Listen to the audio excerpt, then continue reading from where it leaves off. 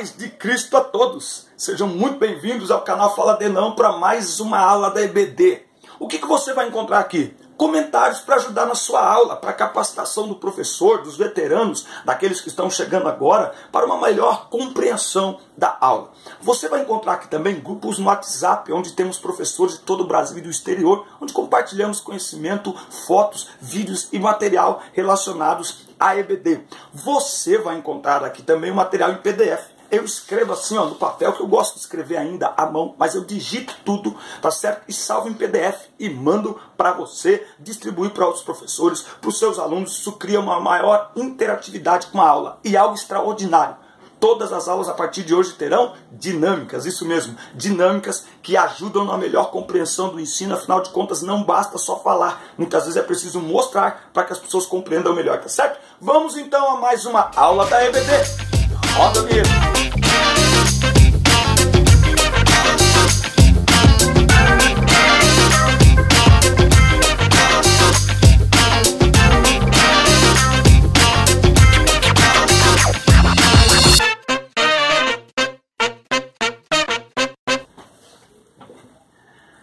A paz de Cristo, irmãos e irmãs, sejam bem-vindos ao terceiro trimestre da EBD de 2018. Deus abençoe sua vida. Estamos chegando a 10 mil inscritos, estamos chegando a 500 mil de views. Vem comigo, compartilhe os nossos vídeos, o link do nosso canal. Você sabe que aqui é palavra. Duas coisas rapidinho: foto da sua classe. Pode ser de toda a EBD, de todas as classes, ou então da sua classe, sempre com celular deitado. Se for selfie, quem vai tirar? Olha para a câmera, não olha para a tela. Cuidado! Luz de cima da igreja ofusca a foto, luz do sol atrás. Vê a melhor foto, não manda 30 fotos não. Vê a melhor foto, tá bom? Entra no editorzinho qualquer, escreve Assembleia de Deus em tal lugar, no Tocantins, no Paraná, em Minas Gerais, em Florianópolis, em Curitiba, em Rio Verde, Goiás, entendeu? Manda lá a cidade e o estado onde vocês são, escreve bonitinho e manda a foto para mim. Eu não tenho como fazer isso, são muitas fotos, são 3 aulas para gravar. A minha equipe,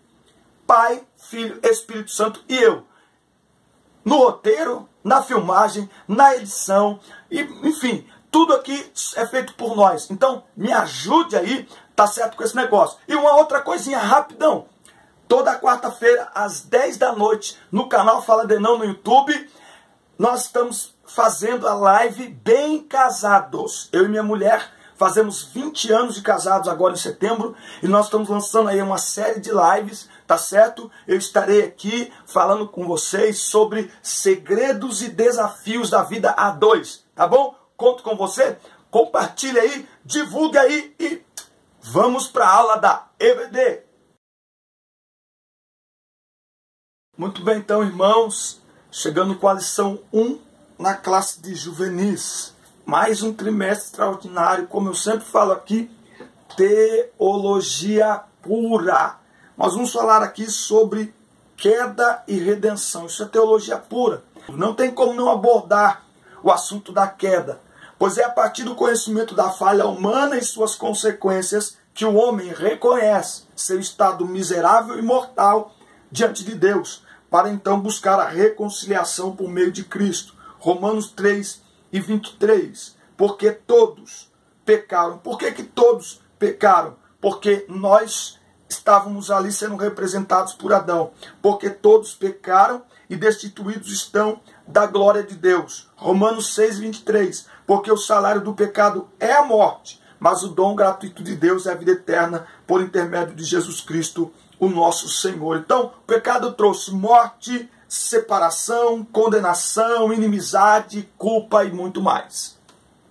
E aqui tem uma perguntinha que pode surgir aí na sala, e se não surgir, provoque ela. Se Deus sabia que o homem cairia, porque ele é onipresente, onipotente e onisciente, por que ele não evitou a queda? Ou por que ele criou o homem mesmo sabendo que o homem pecaria? Deus criou o homem com total liberdade de escolha, mas também avisou-lhe sobre seus limites. Não pode haver obediência se não há possibilidade da desobediência. Então, Deus não criou robôs, ele criou seres humanos com a habilidade de escolha, o chamado livre-arbítrio. E está na mão do ser humano escolher que caminho seguir. E neste caso eles escolheram desobedecer a Deus. A queda.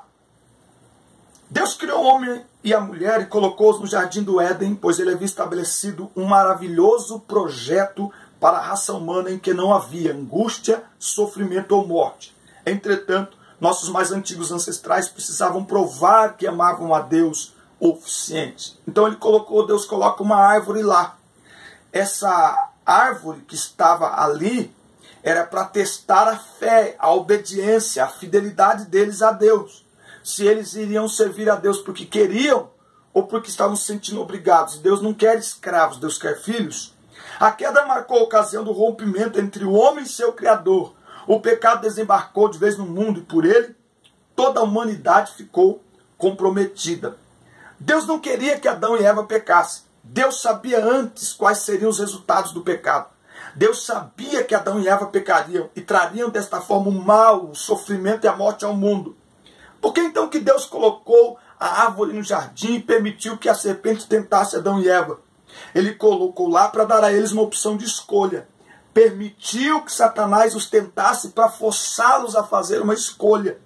E eles escolheram por seu livre-arbítrio desobedecer a Deus e comer o fruto proibido. O resultado mal, o pecado, o sofrimento, a dor, a morte que tem trazido tanta aflição ao mundo desde então. Os resultados da decisão foram que cada pessoa nascesse com uma natureza pecaminosa, uma tendência a pecar. A decisão de Adão e Eva é que, em última análise, criou a demanda para que Cristo morresse na cruz e derramasse seu sangue em nosso lugar. Paulo diz: miserável homem que eu sou, quem me livrará do corpo desta morte? Porque o pecado está engendrado na nossa natureza. Agora, o plano de Deus é perfeito. Por quê? Embora, é verdade, ele sabia de tudo. Ele sabia que o homem cairia. Por isso mesmo, que no seu plano perfeito, na eternidade, ele criou um caminho pelo qual o homem pudesse se reconciliar com ele por meio de Cristo. 1 Pedro 1,18. Porquanto estais cientes de que não foi mediante valores perecíveis como a prata e o ouro que fostes resgatados do vosso modo de vida vazio e sem sentido, legado por vossos antepassados, mas fostes resgatados pelo precioso sangue de Cristo, como de cordeiro sem mácula ou defeito algum, conhecido de fato antes da criação do mundo, porém revelado nestes últimos tempos em vosso favor. Então, o plano de Deus, ele é perfeito.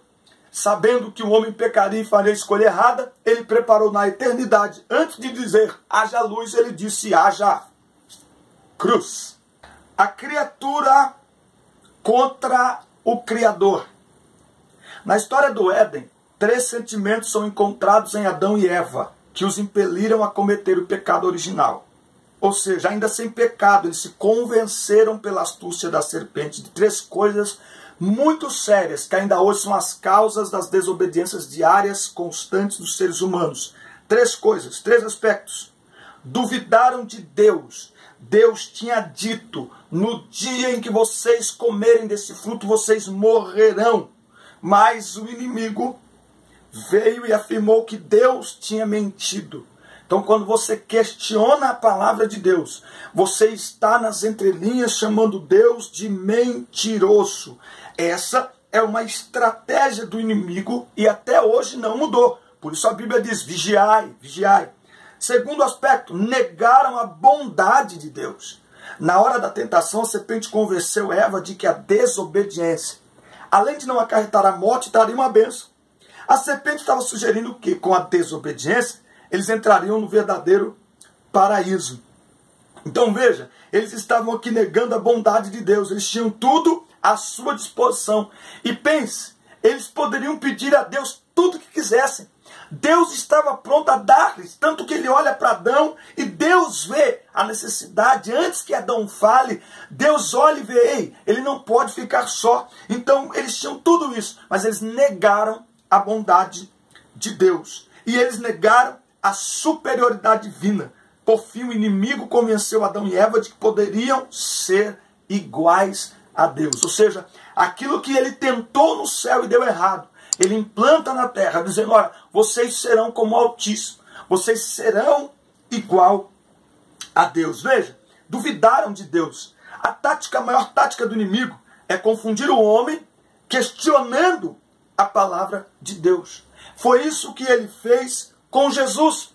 Jesus é batizado, sai da água e uma voz do céu diz: este é o meu filho amado em quem tenho prazer. O Pai falou, as pessoas ouviram. Ele é levado pelo Espírito ao deserto. 40 dias depois, o inimigo aparece para tentar, e por 3 vezes o inimigo questiona a voz do Pai, a palavra do Pai, sempre dizendo: se tu és filho de Deus. Se é uma ideia de dúvida, você está colocando em dúvida algo que já está sendo, algo que já foi falado, já foi dito, já foi determinado. Como Jesus está afirmado na palavra, ele responde com a palavra, ele ataca, ele contra-ataca o inimigo com a palavra. Negaram a bondade de Deus. Quando pecamos premeditada e propositalmente, estamos dizendo a Deus nas entrelinhas que não temos o suficiente, que Ele não está suprindo nossas necessidades, que mata de forma satisfatória. Só que nem tudo que mata a nossa fome é alimento. Tem muito veneno com rótulo de comida por aí. Negaram a superioridade divina. Querendo ser igual a Deus, o inimigo perdeu tudo que tinha. E como foi eternamente condenado, ele procura desde o início fazer isso com o homem também. Levar o homem a se rebelar contra Deus e com isso afastá-lo eternamente do Criador. Isso é uma coisa que Deus não tolera, é a rebeldia. 1 Samuel, capítulo 15 e versículo 23, diz assim a palavra do Senhor: porquanto a rebeldia é como o próprio pecado da feitiçaria, e a arrogância como o mal da idolatria, porque rejeitaste a palavra de Deus. Isso aqui é muito duro, isso aqui, gente. Eu acho que é o único lugar que desta maneira é o único lugar. Está muito claro aqui Deus falando para Saul, pela boca de Samuel. Porque rejeitaste a palavra do Senhor, ele também o rejeitou. Cuidado. A rebeldia é o pecado proposital, premeditado. A pessoa sabe o que está fazendo. Ela sabe que não deve fazer, mas faz. Está se rebelando. Está rejeitando a palavra de Deus. Quem rejeita a palavra de Deus é rejeitado por ele. Condenados pelo pecado cometido por outra pessoa, parece meio injusto, né? Por isso que a gente tem que explicar aqui algumas coisas. Na Epístola aos Romanos, capítulo 5, versículos 12 a 21, Paulo informa que por causa do pecado de Adão e Eva, todos os homens pecaram e foram destituídos da glória de Deus, Romanos 3, 23. Mas por que condenar todas as pessoas por causa de uma única obediência? Não é? O que o bebezinho que acabou de nascer tem a ver com Adão e Eva? Adão e Eva eram os representantes da raça humana. Eles deram legalidade ao pecado, o que trouxe a corrupção de toda a humanidade. Foi como colocar numa receita de bolo um ingrediente apodrecido. Todo o bolo ficou afetado. É como atirar pedra num lago. As ondas que uma única pedra provoca atingem tudo à sua volta, estando diretamente envolvidos ou não. Devemos ainda hoje pensar em qual legado, em qual plataforma as futuras gerações vão caminhar. Estamos caminhando na trilha da obediência ou da rebeldia contra Deus? E aqui tem tá aí no material de PDF aí. Jesus venceu no deserto. Adão fracassou no paraíso. Observe que o problema não está no lugar, mas sim nossas escolhas, palavras e atitudes. Tá? Então, da mesma maneira que Adão nos representou diante de Deus, trazendo o pecado, esta lição mostra, na sua parte final, como que isso é justo, como que Deus preparou tudo de uma maneira clara, preparou tudo de uma maneira especial. Tá? Então, é muito importante isso que fique claro. Um único ato de um único casal trouxe consequências eternas para toda a humanidade. Nós devemos pensar nas nossas escolhas, nas nossas atitudes. Pensar não apenas no eu, pensar em toda a história que estamos construindo, em todos que estão à nossa volta. Que impacto que a nossa vida, que as nossas escolhas, que as nossas palavras têm na vida das pessoas à nossa volta. Um peso e uma medida. A boa notícia é que Deus usou a mesma regra para salvar a humanidade. Como o Senhor Deus é sábio, está escrito: pois assim como por uma só ofensa veio o juízo sobre todos os homens para a condenação, assim também por um só ato de justiça veio a graça sobre todos os homens para a justificação de vida. Ele utilizou a regra desfavorável para nos abençoar e salvar. O Senhor sacrificou um animal cobrindo o pecado de Adão e Eva, que apontava para o sacrifício de Adão na cruz. Se com Adão o pecado teve acesso à humanidade, com Jesus a salvação foi outorgada, mesmo peso, mesma medida. Não é injusto ainda que pareça, porque dentro do plano divino, Deus, sabendo da queda, preparou o caminho e o meio para a restauração. Gênesis 3:15, Lucas 19:10, João 1:29, 1 Pedro 1:18-20. Antes de dizer haja luz, Deus disse haja cruz. A salvação não é o plano B de Deus, é o plano A.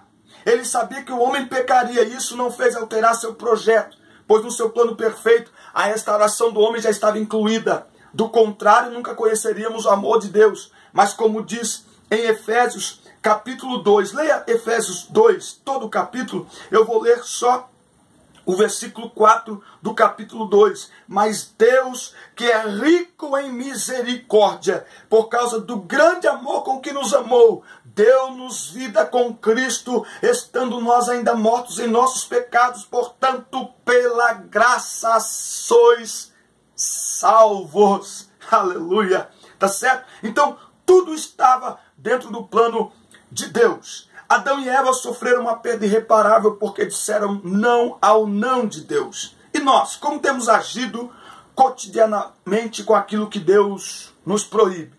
Nosso relacionamento com Deus deve ser baseado na confiança. Confiança de que os planos dele ao nosso respeito são perfeitos e completos. A nossa esperança é de que quando caímos, ele sempre estará lá como um pai para levantar um filho que cai da bicicleta. Por outro lado, conhecendo um amor tão maravilhoso como o de Deus por nós, devemos nos afastar do pecado, que nos afasta do amor e da presença de Deus. Vamos à dinâmica da nossa aula. Dinâmica para aulas da EBD, dinâmicas para grupos, para devocionais, para células. Dinâmicas com coisas simples que mostram verdades eternas. Vamos à dinâmica.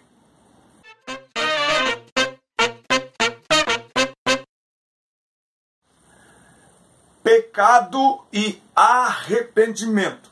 Material necessário, como sempre você sabe, muito simples: papel, caneta e um pedaço de tecido para vedar os olhos. Faz a dinâmica aí e manda para mim fotos da galera fazendo a dinâmica. Escreva na folha de papel, não deixa ninguém ver, escreve lá na folha de papel: é pecado ficar em pé enquanto todos estão sentados. Não deixa ninguém ver essa frase antes da aula começar e de começar a dinâmica. Peça que todos fiquem sentados. Escolha uma pessoa para participar, uma pessoa entre os seus alunos. Cubra os olhos dessa pessoa e aí você manda ela ficar em pé. Sente-se e mostre a frase para todas as pessoas presentes. Mas peça que ninguém leia a frase em voz alta. Então eles vão ler a frase ali no papel e eles vão ficar sentados. Mas aquela pessoa que está com os olhos vendados, você pediu para ela ficar de pé, ela estará em pé. Você vai perguntar para esta pessoa: você está cometendo algum pecado? Você está fazendo algo errado nesse momento? Como ela não conhece a ordem de ficar sentada, ela vai dizer naturalmente que não. Ela vai dizer que para ela está tudo bem, porque ela não está vendo nada.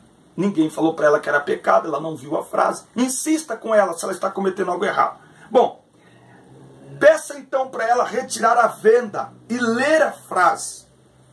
Aí ela vai ler: é pecado ficar de pé. Bom, você vai dizer para ela o seguinte: isso é só um exemplo. Aí você fala para a pessoa que está de pé ali, que tirou a venda: já que agora você sabe que está cometendo um pecado, o que você vai fazer?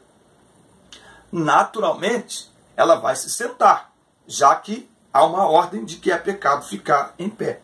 Muito bem, o que nós entendemos aqui? Quando cobrimos os olhos da pessoa, representamos todos que cometem pecado, mas não têm conhecimento que estão pecando.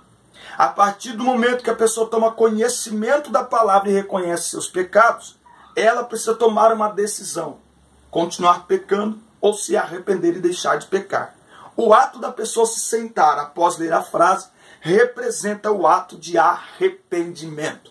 Vale dizer que cabe ao homem buscar conhecer a Deus para descobrir se está vivendo de acordo com a vontade dele ou não. O homem não pode ficar distante de Deus. O homem tem que se aproximar, porque ao aproximar-se dele, nós conhecemos a sua palavra e expomos a nossa vida à palavra, e então entendemos que tipo de vida estamos levando e que tipo de vida Deus espera que levemos, e portanto isso gera quebrantamento, arrependimento, transformação e mudança de vida. Amém? Deus abençoe sua vida, sua classe, seus alunos, sua semana, seus negócios, seus sonhos. Fique na paz. Quarta-feira, live às 10 da noite, Bem Casados. Espero você. Manda para todo mundo, irmão. Compartilhe. Olha, a meta é 500 mil, mas daqui a pouco a meta já vai ser 1 milhão de views. Eu conto com você. Até a próxima aula. Vamos às fotos, mural de fotos da EBD por todo o Brasil. Valeu. Deus abençoe.